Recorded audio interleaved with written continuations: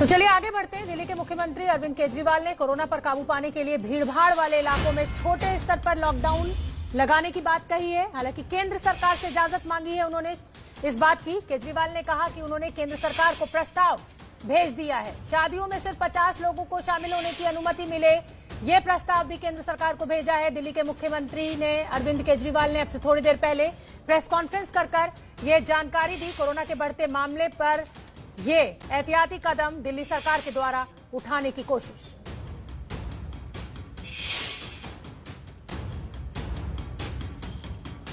एक जनरल प्रस्ताव केंद्र सरकार की अप्रूवल के लिए भेजा जा रहा है कि अगर कहीं पे, अब दिवाली खत्म हो गई है, हम उम्मीद करते हैं कि बाजारों के अंदर जो इतनी ज्यादा भीड़ थी वो भीड़ कम हो जाएगी और हमें जरूरत नहीं पड़ेगी।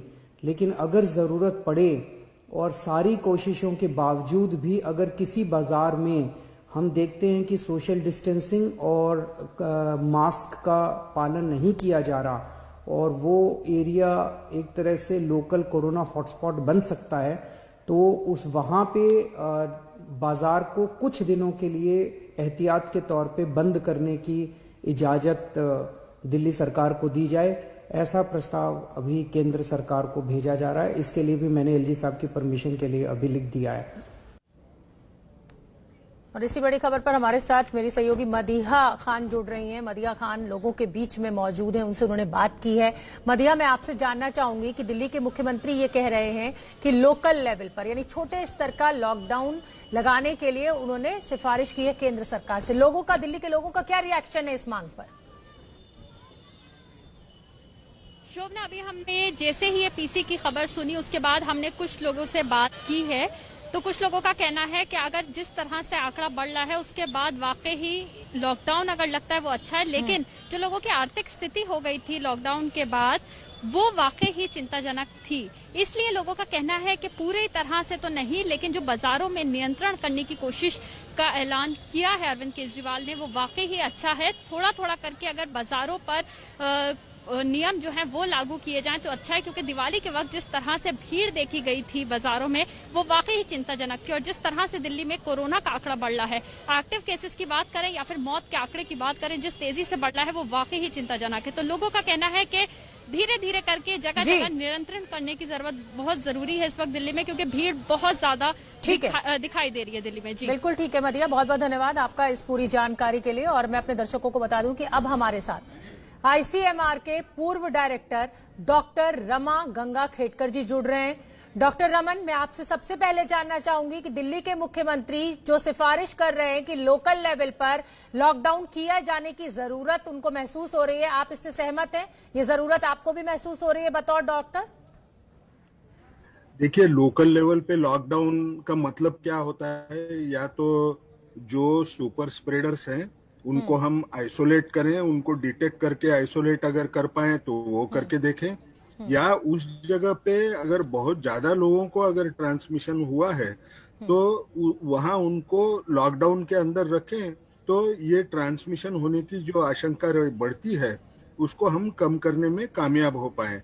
लेकिन मेरे हिसाब से लॉकडाउन लगाने का शायद हमारी जनता भी कोई अवसर नहीं देगी, क्योंकि हमको ये बीमारी फैलाने में जो सोशल डिस्टेंसिंग का रोल है, जो मास्क पहनने का रोल है, जो बार बार हाथ धोने का है, अगर मैं ऐसी जगह जाऊं जहां ये बीमारी लगने का चांस ज्यादा हो, क्योंकि मैं कहीं और जगह पे भी हाथ लगाता हूं, तो मेरे हाथ धोना और मैं मुंह को जब हाथ लगाता हूं या नाक को हाथ लगाता हूं वो टालना मेरे लिए बहुत आसान चीज होती है। तो मेरे हिसाब से अगर जनता ये सुनती है कि क्यों लॉकडाउन लगाने की नौबत आएगी, तो वो खुद ही इन सारी कोविड एप्रोप्रिएट बिहेवियर का पालन अच्छा करेगी और लॉकडाउन लगाने की नौबत हम पे नहीं आएगी। ठीक है डॉक्टर रमन, मैं आपसे जानना चाहूंगी वैक्सीन को लेकर, आप आईसीएमआर के पूर्व डायरेक्टर रहे हैं, क्या प्रोसीजर है? चाहे फाइजर ये कह रहा हो कि उसकी वैक्सीन तैयार है, चाहे मॉडर्ना की वैक्सीन तैयार हो, भारत में अगर हम उस वैक्सीन को ले आते हैं तो क्या डायरेक्ट हम लोगों को उसको लगाने की इजाजत सरकार दे देगी या क्या प्रोसीजर रहेगा? नहीं, डायरेक्ट लगाने की तो प्रोसीजर कभी रहती नहीं है। क्योंकि हर इंसान, स्पेशली जो अलग अलग रेसेस के होते हैं, ये लोग जो हैं, जिन लोगों में ये ट्राई किया गया है, वो लोगों को इनका ज्यादा दुष्परिणाम उनको दिखा नहीं है। उनमें से जब रिजल्ट्स आएंगे तो हमको ये पता चल जाएगा। लेकिन इसका मायना ये नहीं होता है कि हमारे देश में अगर वो ट्रायल नहीं हुई हो तो हमारे लोगों में भी इसी किस्म की प्रोटेक्टिव एफिकेसी दिखेगी और इसी किस्म के साइड इफेक्ट के प्रोफाइल दिखेंगे। तो हम जनरली क्या करते हैं कि जब भी कभी ऐसे होता है कि कोई ट्रायल दूसरे देश में हो गई है और अपने देश में के कोई उसमें स्टडी पार्टिसिपेंट्स नहीं थे, तो उसको हम ब्रिजिंग ट्रायल बोलते हैं। एक छोटी ट्रायल अपने उसके बाद में ही उसके रिजल्ट्स देख के ही drug controller general of India जो होते हैं वो बोलते हैं कि ये वैक्सीन हमारे देश में मार्केट करने की इजाजत देना अच्छा रहेगा। तो सिर्फ यानी बाहर अगर वो दिखे कि असरकारक है, उसके बाद में अपने देश में इमीडिएटली नहीं आ सकती। अच्छा, ठीक है डॉक्टर रमन, ये कहा जाता है कि जब कोई भी देश इस तरीके का, कोई भी कंपनी इस तरीके की वैक्सीन बनाती है तो वो यूरोप से, एशिया से और जिस तरह के अमेरिका है, ऐसे कई देशों से सैंपल्स इकट्ठे करते हैं और टेस्ट इन देशों के लोगों के ऊपर भी किए जाते हैं। इसमें क्या सच्चाई है? नहीं, ये तो सही है कि जनरली कोई भी ट्रायल जब होती है तो सारे दुनिया के बड़े जो मुल्क होते हैं उनमें क्या अलग अलग लोगों के ऊपर भी उसका वो ट्रायल की जाती है। लेकिन आपने जो दो नाम लिए, फाइजर का नाम लिया और मॉडर्ना का जो नाम लिया, ये दोनों ट्रायल्स जो हुए हैं उसमें अपने देश में ये ट्रायल हुए नहीं है। हमारे देश में जो वैक्सीन्स हैं वो वैक्सीन्स में आपको जो ऑक्सफोर्ड की वैक्सीन है, जो एस्ट्राजेनेका वैक्सीन करके बोलते हैं, जो सीरम इंस्टीट्यूट जो बना रही है वो हमारे यहाँ हो रही है।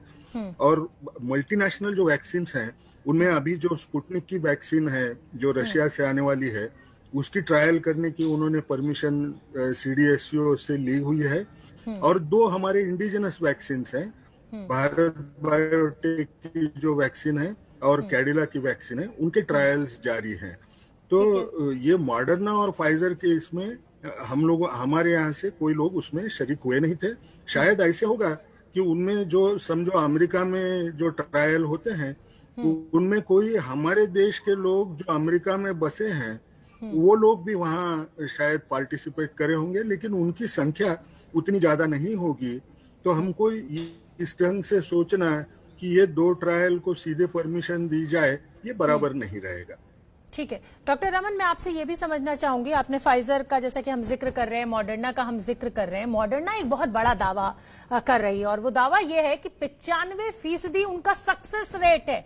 ऐसे में अगर दिसंबर के अंत तक ये वैक्सीन आ जाती है अमेरिका के बाजार में और भारत में भी इस वैक्सीन की जरूरत महसूस होती है, सीरम और जो बाकी इंस्टीट्यूट्स के आप नाम ले रहे हैं वो अभी कतार में है, उनको अभी सफलता उस लेवल की नहीं मिली है ट्रायल्स में, तो ये क्या स्टेज 1, स्टेज 2, स्टेज 3 सभी तरीके के ट्रायल्स किए जाएंगे और उसके बाद ही फाइजर और मॉडर्ना को इजाजत दी जाएगी? नहीं, इसमें एक ही ट्रायल होती है जिसको ब्रिजिंग ट्रायल बोलते हैं जी। ऐसी ट्रायल जैसे मॉडर्ना और फाइजर की दूसरे देशों में हुई है जहां हमारे लोग नहीं थे, उसके बाद में छोटे नंबर पे, उसमें ऐसे 20,000 30,000 ऐसी संख्या नहीं होती है, संख्या बहुत छोटी होती है, उनमें वो ट्रायल की जाती है। हाँ। लेकिन हमको उससे ज्यादा डरना नहीं है, क्योंकि हमको एक चीज बहुत समझना बहुत जरूरी है कि ये दोनों ट्रायल्स की वजह से हमको क्या पता चल रहा है कि ये विषाणु के ऊपर जो स्पाइक्स हैं, वो स्पाइक प्रोटीन जो होता है उससे शरीर की प्रतिकार शक्ति को लड़ाई करने में आसानी हो जाती है अगर उसको मैंने वैक्सीन में इस्तेमाल किया तो। अब ये दोनों ट्रायल में वैक्सीन का जो प्रोडक्ट करके, प्रोटीन करके जो इस्तेमाल हो रहा है वो स्पाइक प्रोटीन का है। वो स्पाइक प्रोटीन तैयार करने के लिए ये दोनों वैक्सीन्स ने mRNA करके, मैसेंजर RNA का इस्तेमाल किया है। इसका मतलब क्या हुआ, जो नए नए प्लेटफॉर्म्स हैं वो भी काम करते हैं। हम जैसे mRNA को इस्तेमाल करें तो भी हमको काम में आएगा। और स्पाइक प्रोटीन ये अच्छा इम्यूनोजेनिक यानी उसको शरीर के अंदर डालने के बाद में एंटीबॉडी तैयार होने का चांस बहुत ज्यादा रहता है, ये दिखाई दे रहा है, जिसकी वजह से प्रोटेक्शन दिख रहा है। इसका मायना ये भी है कि ये जो ऑक्सफोर्ड की वैक्सीन है ये भी mRNA पे है, और ये mRNA स्पाइक प्रोटीन को ही जनरेट कर रहा है, तो ये भी वैक्सीन सक्सेसफुल होने का चांस बहुत ही ज्यादा है। आपने अगर देखा तो वो 92% का स्पुतनिक वाला दावा है, 90% वाला जो फाइजर का दावा है, अब ये मॉडर्ना का दावा जो है वो तकरीबन 95% का है। तो इसका मायना ये रेंज तैयार हो रही है, तो हमारे यहाँ भी जो वैक्सीन बनने वाले हैं वो भी शायद उतने ही असरकारक दिखें। तो इसका एक और क्या हमको पहलू देखना पड़ेगा, कौन सी वैक्सीन हमारे देश में चलेगी, जिस वैक्सीन को कम से कम साइड इफेक्ट रहे, जिस वैक्सीन को हमको अगर छोटे से छोटे गांव में जाके अगर देना है तो हमको ज्यादा रेफ्रिजरेशन की दिक्कत न रहे, क्योंकि हमारे यहाँ इतना -80 -70 हम रख नहीं सकते हैं टेम्परेचर, तो जितना वो हमारे सादे फ्रीजर में रख के अगर हम दे पाए तो अच्छा रहेगा। तीसरी बात ये रहेगी, ऐसे किस्म की वैक्सीन रहे कि जिसको तैयार करने में आसानी रहे, यानी ज्यादा मात्रा में हम तैयार कर पाए। अब इसमें अगर थोड़ा फर्क अगर आपके लोगों को मैं बताना अगर चाहूं तो मॉडर्ना वैक्सीन जो है, मॉडर्ना वैक्सीन में mRNA का जो इस्तेमाल है वो तकरीबन 3 गुना ज्यादा है फाइजर के वैक्सीन से। इसका मतलब क्या होगा, mRNA अगर वही वैक्सीन मैं मॉडर्ना की अगर लूं तो मॉडर्ना के कई डोसेजेस बनाना इसमें मुझे दिक्कत आएगी। तो ये कंसिडरेशंस बहुत बढ़ेंगे, क्योंकि हमको ये दिसंबर के अंत तक काफी ट्रायल्स के रिजल्ट्स मिलेंगे। फिर सरकार को ये सोचना पड़ेगा कि किस ढंग की वैक्सीन मैं इस्तेमाल कर पाऊंगा और वो करने में मुझे आसानी होगी। और मुझे इस बात का पूरा विश्वास है कि अपने देश में सरकार सही ढंग से विचार करके वो वैक्सीन बनाएगी, और उसमें सबसे बड़ा जो पहलू रहेगा वो अगर अपने देश में बनने वाली वैक्सीन है तो हमको देने में उतनी ही आसानी हो जाएगी, क्योंकि हम ज्यादा संख्या में वो बना पाएंगे और लोगों को दे पाएंगे। डॉक्टर रमन, मेरा आखिरी सवाल आपसे यही है, मैं 2 सवाल क्लब कर रही हूँ। एक तो जिसको ऑलरेडी कोरोना हो चुका है, क्या उसको भी वैक्सीन लगवाने की जरूरत होगी, और दूसरा ये, भारत में कब तक आप देख रहे हैं कि हम नागरिकों को ये वैक्सीन अवेलेबल हो जाएगी? अब ये थोड़ा आपने जो सवाल पूछा है वो थोड़ा कठिन सवाल है। पहला जो सवाल आपने पूछा है, अगर किसी को कोविड पहले ही हो चुका है तो अभी जो साइंस है, साइंस में थोड़ा सा डिबेट है कि क्या एक बार अगर कोविड हो गया तो उसके शरीर में जो एंटीबॉडी बनती है वो काफी देर तक रह पाएगी या नहीं रह पाएगी। लेकिन आप अगर मैं मेरा पर्सनल ओपिनियन अगर दूं तो मेरे हिसाब से ये एंटीबॉडी लेवल शायद भले गिर भी जाएं तो भी हमारे शरीर में एक टी सेल करके होता है, वो टी सेल को सेंसिटाइजेशन होने की वजह से उसको प्रोटेक्शन मिलेगा, ऐसे हमको लगता है। लेकिन आप अगर देखें तो अगर दुनिया में के सारे साइंटिस्ट अगर देखें तो उनमें 50% इस चीज पे भरोसा रखते हैं कि एक बार कोविड हुआ तो उसके बाद में 4 महीने के आगे वो शायद एंटीबॉडी लेवल नहीं रहेगी और उसको प्रोटेक्शन नहीं रहेगा। और दूसरा कैंप ऐसा होता है जो सोचते हैं कि इसका कोई मायना नहीं है, ये प्रोटेक्शन रहते जाएगा। अब इन चीजों के बारे में 100% हम कुछ कह नहीं पाते हैं, लेकिन फिर भी मैं दूसरे कैंप में इसलिए हूं क्योंकि अगर ये प्रोटेक्शन गिरता है तो उन इंसानों में हमको री इन्फेक्शन हुए वाला ज्यादा दिखता था, क्योंकि समाज में अभी भी कोविड फैल रहा है। अब जब फैलता है, मुझे अगर प्रोटेक्शन नहीं है तो मुझे फिर बीमारी लगने का चांस ज्यादा रह पाता था जी। लेकिन आज तक जो दिखा कब तक मिल जाएगी डॉक्टर रमन हम भारतीयों को ये वैक्सीन? हमको मिलने को शायद जून महीने तक शुरुआत हो जाएगी और अगले साल मतलब के अभी अंत और तक 8 महीने का इंतजार और तीसरी लहर की शुरुआत हो चुकी है और आंकड़े लगातार शूट कर रहे हैं। बहुत बहुत धन्यवाद डॉक्टर रमन, आपने हमारे लिए समय निकाला और बहुत महत्वपूर्ण जानकारी आपने हमारे दर्शकों के साथ बांटी। छोटे से ब्रेक के लिए यहां रुकेंगे, फौरन लौट के आ रहे हैं, कहीं मत जाइए, देखते रहिए एबीपी न्यूज।